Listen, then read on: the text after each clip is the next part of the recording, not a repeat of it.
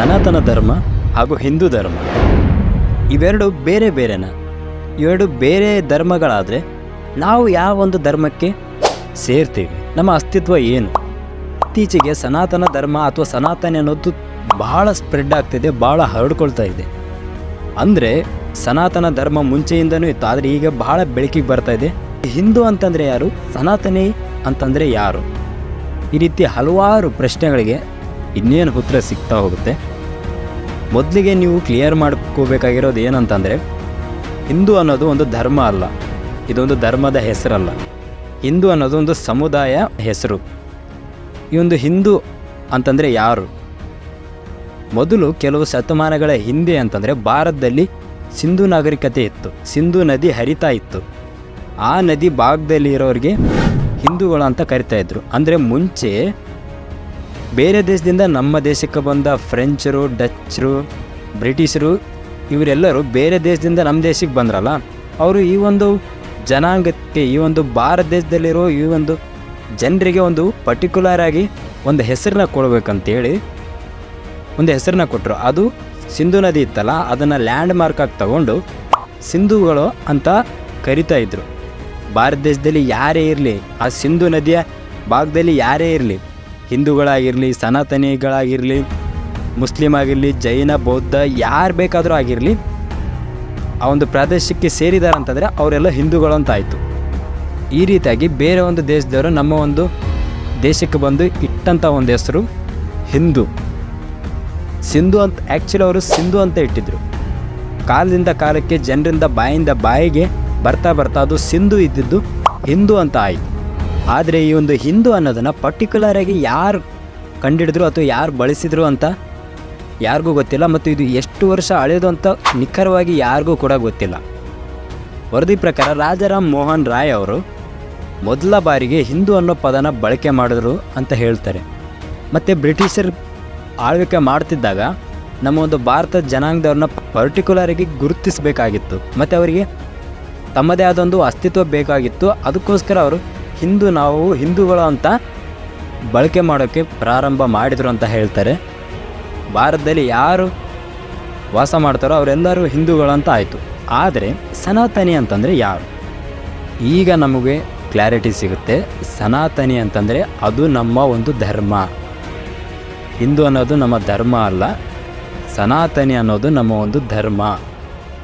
ಸನಾತನಿ ಅಂತಂದರೆ ಬ್ರಹ್ಮ, ವಿಷ್ಣು, ಮಹೇಶ್ವರ, ಆಂಜನೇಯ, ದುರ್ಗಾ, ಕಾಳಿ ಈ ರೀತಿಯಾದ ದೇವರುಗಳನ್ನ ಯಾರು ಪೂಜಿಸ್ತಾರೋ ಮತ್ತು ಈ ಒಂದು ಸನಾತನ ಧರ್ಮದ ನಿಯಮನ ಯಾರು ಪಾಲಿಸ್ತಾರೋ ಅವರು ನಿಜವಾದ ಸನಾತನಿಗಳು, ಮತ್ತು ಅದು ಸನಾತನ ಧರ್ಮ. ಈ ಒಂದು ಸನಾತನ ಧರ್ಮ ಕೇವಲ ಭಾರತದ ವ್ಯಾಪ್ತಿಯಲ್ಲಿಲ್ಲ. ಸನಾತನ ಧರ್ಮ ಅನ್ನೋದು ಹರಡಿಕೊಂಡಿದೆ ವಿಶ್ವದಾದ್ಯಂತ. ಸನಾತನ ಧರ್ಮ ಅನ್ನೋದು ಕೊನೆ ಇಲ್ಲದ್ದು, ಪ್ರಾರಂಭ ಇಲ್ಲದ್ದು ಕೂಡ. ಅದು ಒಂದು ಯೂನಿವರ್ಸಲ್ ರಿಲಿಜಿಯನ್. ಅಂದರೆ ಇಡೀ ಧರ್ಮಗಳ ಒಂದು ಧರ್ಮ ಅಂತಂದರೆ ಅದು ಸನಾತನ ಧರ್ಮ.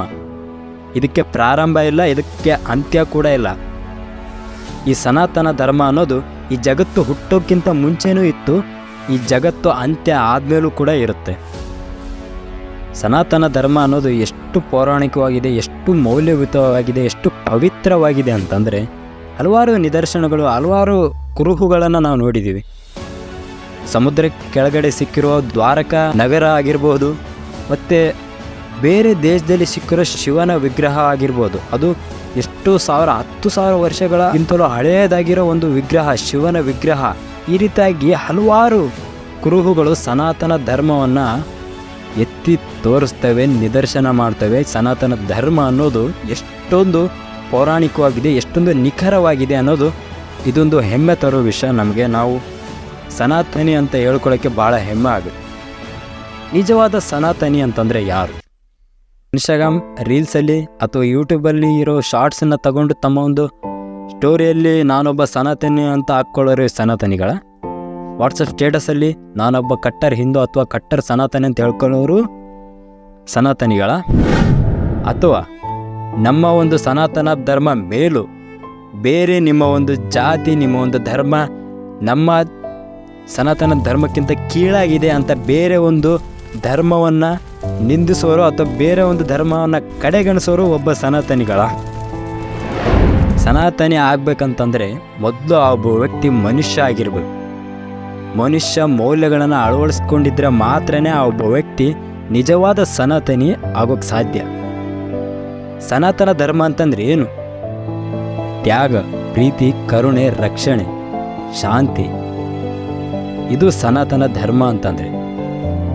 ನೀವು ಸನಾತನ ಧರ್ಮವನ್ನು ಪ್ರಚಾರ ಮಾಡ್ತೀರಿ, ಓಕೆ. ಸನಾತನ ಧರ್ಮವನ್ನು ಪೂಜಿಸ್ತೀರಿ, ಓಕೆ. ಆದರೆ ಬೇರೆ ಧರ್ಮವನ್ನು, ಬೇರೆ ಜಾತಿನ ಕಡೆಗಣಿಸೋದು, ಒಬ್ಬ ಸನಾತನಿ ಆಗಿ ಅಂತ ನಾನು ಹೇಳ್ತೀನಿ ಹೊರತು ಒಬ್ಬ ಜಾತಿವಾದಿ, ಒಬ್ಬ ಧರ್ಮದ ವಾದಿ ಆಗೋಕ್ಕೆ ಹೋಗಬೇಡಿ. ಮೊದಲು ಒಬ್ಬ ಒಳ್ಳೆ ಮನುಷ್ಯ ಆಗಿ ನಂತರ ನೀವು ಒಬ್ಬ ಸನಾತನಿ ಆಗೋಕ್ಕೆ ಸಾಧ್ಯ. ಎಷ್ಟೊಂದು ಜನ ನೋಡ್ತೀವಿ ನಾವು, ಸನಾತನ ಅಥವಾ ಹಿಂದೂ ಧರ್ಮ ಅಂತ ಹೇಳ್ಕೊಂಡು ನಮ್ಮ ಧರ್ಮಕ್ಕೆ, ನಮ್ಮ ಒಂದು ಜಾತಿಗೆ ಕಳಂಕ ತರೋ ಎಷ್ಟು ಕೆಲಸಗಳನ್ನ ಮಾಡ್ತಾರೆ. ಅಮಾಯಕರು, ಬೇರೆ ಒಂದು ಧರ್ಮದವರು ಅಮಾಯಕರು. ಅವರನ್ನು ಹೋಗಿ ಅವ್ರ ಮೇಲೆ ದಾಳಿ ಮಾಡೋದಾಗಿರ್ಬೋದು, ಈ ರೀತಿಯಾಗಿ ದೌರ್ಜನ್ಯ ಮಾಡೋದಾಗಿರ್ಬೋದು, ನಮ್ಮ ಒಂದು ಧರ್ಮ ಗ್ರೇಟ್ ಅಂತ ಹೇಳ್ಕೊಳ್ಳೋದಾಗಿರ್ಬೋದು. ಇದು ಅಲ್ಲ, ಇದು ಸನಾತನ ಧರ್ಮ ಅಲ್ವೇ ಅಲ್ಲ. ಸನಾತನ ಧರ್ಮದಲ್ಲಿ ಉಟ್ಕೊಂಡಿರೋ ಕೆಲವೊಂದು ಹುಳುಗಳು ಇವು. ನಮ್ಮ ಒಂದು ಧರ್ಮ, ಸನಾತನ ಧರ್ಮವನ್ನು ಬೇರೆ ಒಂದು ಧರ್ಮದವರು ನೋಡಿದರೆ ಕಾಣಿಸ್ಬೇಕಾಗಿರೋದು ತ್ಯಾಗ, ಕರುಣೆ, ಶಾಂತಿ. ಇವರು ನಮಗೆ ರಕ್ಷಣೆ ಮಾಡ್ತಾರೆ ಅಂತ ಅವರಿಗೆ ಅನಿಸ್ಬೇಕೆ ಹೊರತು ಸನಾತನ ಧರ್ಮದವರು ಅಂತಂದರೆ ರಾಕ್ಷಸರು, ನಮ್ಮ ಒಂದು ಧರ್ಮವನ್ನು ಕೆಡಿಸೋಕೆ ಬಂದಿದ್ದಾರೆ ಅಂತ ಅವರ ಅಭಿಪ್ರಾಯ ಮೂಡಬಾರ್ದು. ಅದು ಸನಾತನ ಧರ್ಮ ಅಲ್ಲ. ಅದರ ಸನಾತನ ಧರ್ಮದ ಉದ್ದೇಶ ಅಲ್ವೇ ಅಲ್ಲ. ಸನಾತನ ಧರ್ಮದ ನಿಜವಾದ ಉದ್ದೇಶ ಅಂತಂದರೆ ನೀನು ಮೊದಲು ಒಬ್ಬ ಮನುಷ್ಯ ಆಗು. ಯಾರಾದರೂ ಕಷ್ಟದಲ್ಲಿದ್ದಾರೆ ಅಂತಂದರೆ ಸಹಾಯ ಮಾಡು, ಇನ್ನೊಬ್ಬರಿಗೆ ಒಳ್ಳೆಯದನ್ನ ಬಯಸು. ಅದು ಸನಾತನ ಧರ್ಮದ ಉದ್ದೇಶ. ನೀನೊಬ್ಬ ಮನುಷ್ಯ ಆಗಿ ಹುಟ್ಟಿದ್ದಕ್ಕೂ ಸಾರ್ಥಕ ಆಗುತ್ತೆ. ಆಗ ನೀನು ಹೆಮ್ಮೆಯಿಂದ ಸನಾತನಿ ಅಂತ ಹೇಳ್ಕೋಬೋದು. ಸ್ಟೇಟಸಲ್ಲ, ಸ್ಟೋರಿಯಲ್ಲ, ಮಾಡೋ ಕೆಲಸದಲ್ಲಿ. ಮೊದಲು ನಾನೊಬ್ಬ ಮನುಷ್ಯ, ನಂತರ ನಾನೊಬ್ಬ ಭಾರತೀಯ, ನಂತರ ನಾನೊಬ್ಬ ಕನ್ನಡಿಗ, ನಂತರ ನಾನೊಬ್ಬ ಸನಾತನಿ, ಹಿಂದೂ. ಇದೆಲ್ಲ ಮೊದಲು ಮನುಷ್ಯರಾಗಿ ಇನ್ನೊಬ್ಬರು ಕಷ್ಟದಲ್ಲಿದ್ದರೆ ಸಹಾಯ ಮಾಡಿ, ನಿಮ್ಮ ಒಂದು ವ್ಯಕ್ತಿತ್ವನ ಕಾಪಾಡ್ಕೊಳ್ಳಿ. ಇಷ್ಟು ಮಾಡಿದರೆ ಸಾಕು. ಸನಾತನ ಧರ್ಮ ಅನ್ನೋದು ಜಗತ್ತಿಗೆ ಒಂದು ರಕ್ಷಣೆ ಕವಚವಾಗಿ ತೋರಿಸುತ್ತೆ. ಬೇರೆ ಒಂದು ಧರ್ಮನೂ ಕೂಡ ನಮ್ಮ ಒಂದು ಸನಾತನ ಧರ್ಮನ ನೋಡಿ ನಾನು ಯಾಕೆ ಆ ಒಂದು ಧರ್ಮದಲ್ಲಿ ಹುಟ್ಟಿಲ್ಲ ಅಂತ ಅನಿಸ್ಬೇಕು ಹೊರತು ಇಂಥ ಧರ್ಮ ಯಾರಿಗೂ ಬೇಡ ಅಂತ ಅನಿಸೋ ರೀತಿ ವರ್ತನೆ ಮಾಡೋಕ್ಕೆ ಹೋಗಬೇಡಿ. ಇದು ನನ್ನ ಕಳಕಳಿ ಮತ್ತು ಇದು ನನ್ನ ಅಭಿಪ್ರಾಯ. ಇದು ಸನಾತನ ಧರ್ಮ ಮತ್ತು ಹಿಂದೂ ಧರ್ಮದ ಬಗ್ಗೆ ಇರೋ ಎರಡು ವ್ಯತ್ಯಾಸ ಕ್ಲಿಯರಾಗಿ ನೀವು ತಿಳ್ಕೊಂಡಿದ್ದೀರ ಅಂತ ನಾನು ಅಂದ್ಕೊತೀನಿ. ನನ್ನ ಮಾತಲ್ಲಿ ಏನಾದರೂ ಕೆಟ್ಟದು ಅಥವಾ ಏನಾದರೂ ತಪ್ಪು ಅಂತ ಅನಿಸಿದರೆ ನಿಮಗೆ ಕಮೆಂಟ್ ಸೆಕ್ಷನ್ ಫ್ರೀ ಇದೆ.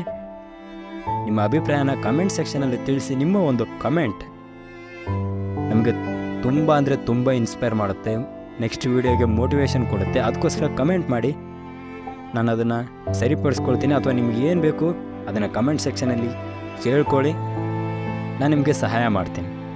ಇನ್ನೊಂದು ವಿಷಯ ಏನಂತಂದರೆ, ಕೆಲವೊಂದಷ್ಟು ಜನರಲ್ಲಿ ಇಂಪ್ಯಾಕ್ಟ್ಸ್ಗಳಿರ್ತವೆ, ಅಂಗವೈಕಲ್ಯತೆ ಇರುತ್ತೆ, ಏನಾದರೂ ಅವರಿಗೆ ಹಣ ಸಹಾಯ ಬೇಕಾಗಿರುತ್ತೆ.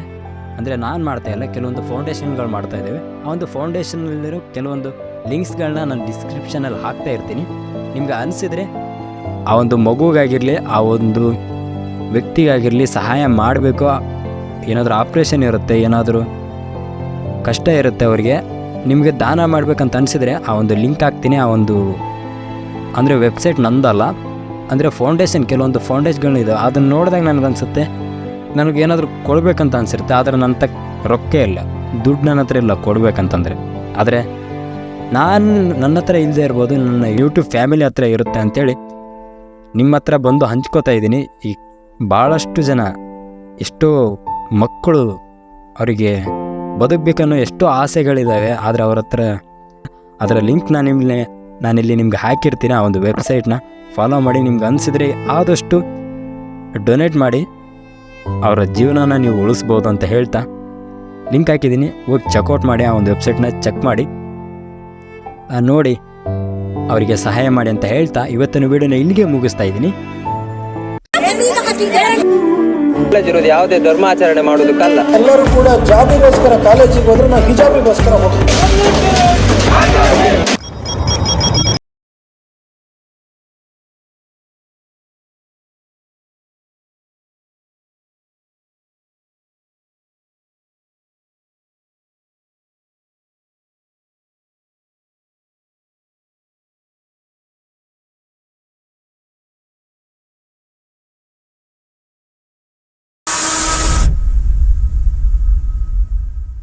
ಸೊ ಇದಾಗಿತ್ತು ಇವತ್ತಿನ ಟಾಪಿಕ್. ನೀವು ಈ ವಿಡಿಯೋ ನಿಮ್ಗೆ ಏನಾದರೂ ಚೂರು ಇಷ್ಟ ಆಗಿದ್ರೆ ದಯವಿಟ್ಟು ನಮ್ಮ ಚಾನಲ್ ಸಬ್ಸ್ಕ್ರೈಬ್ ಮಾಡಿ, ಲೈಕ್ ಮಾಡಿ, ಶೇರ್ ಮಾಡಿ ಹಾಗೂ ಕಮೆಂಟ್ ಮಾಡಿ.